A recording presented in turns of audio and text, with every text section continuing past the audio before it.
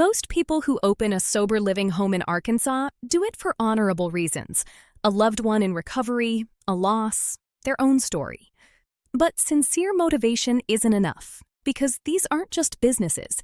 They're homes for vulnerable people, and the mistakes carry real consequences. So here are the 10 most common and most costly mistakes we see new operators make, and how to avoid each one. If a few of these land close to home, take it as useful information, not as criticism. Number 1. Opening without a written resident agreement. Running on verbal understandings, where the fees, the rules, and the consequences all live in your head, is the most common early mistake, and it turns every dispute into he said, she said. The fix? A written agreement covering fees, rules, drug testing, consequences, grievances, and exit conditions, signed before move-in. We provide templates. Number 2. Treating the home as a rental property. Residents of a certified recovery residence are protected under the Federal Fair Housing Act as individuals with a disability. That's an advantage in a zoning fight, but it comes with responsibilities around resident rights and reasonable accommodation. Operators who act like ordinary landlords tend to handle relapses and exits in ways that create both human harm and legal exposure. The fix? Understand the difference and talk to a lawyer familiar with recovery housing at least once in your first year. Number 3. No documented incident reporting protocol. Relapses, medical emergencies, conflicts, police contact, these happen in every home. A home with no incident log can't defend itself in a dispute. The fix? A simple log. Date, description, response, signature, filled out every time and reviewed monthly. This one practice prevents more problems than almost any other. Number 4. Weak or inconsistent drug testing. Testing is a safety practice, not a punishment, and inconsistency quietly teaches residents that the rules aren't real. The fix? A documented schedule, random plus for cause, with clear written consequences, applied consistently. Number 5. Poor neighbor relations from day one.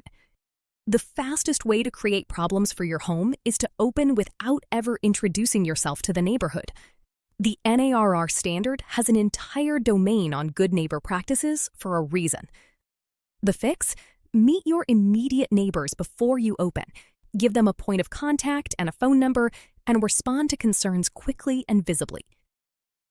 Number 6. Overextending financially in year 1. Beds take time to fill.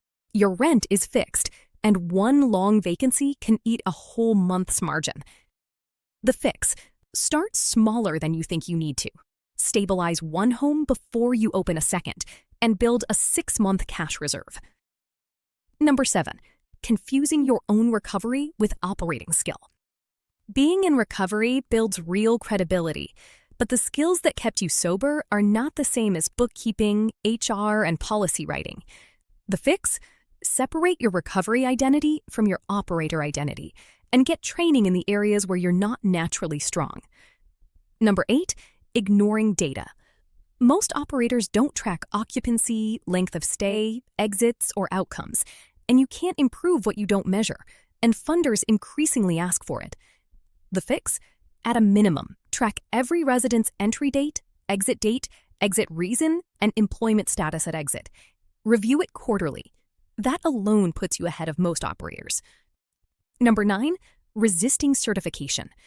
Treating AARR certification as bureaucratic friction is the most consequential mistake on this list, because referrals and funding are consolidating around certified homes. The fix? Start the process now, even just the pre-screener, and address the gaps it finds. Number 10. Going it alone. Operators who isolate themselves end up repeating mistakes that other operators have already solved. The fix? Come to AARR trainings, join the calls, ask questions, and connect with other certified operators in your region. Your residents are better served when you're connected than when you're isolated. If several of these describe your situation, the path forward isn't shame, it's action. Every certified home in Arkansas got there by fixing weaknesses, often starting in exactly the same place you find yourself right now. We provide technical assistance specifically to help you do it. The full article is linked below, and if you're ready to have that conversation, you can start the certification process with AARR today.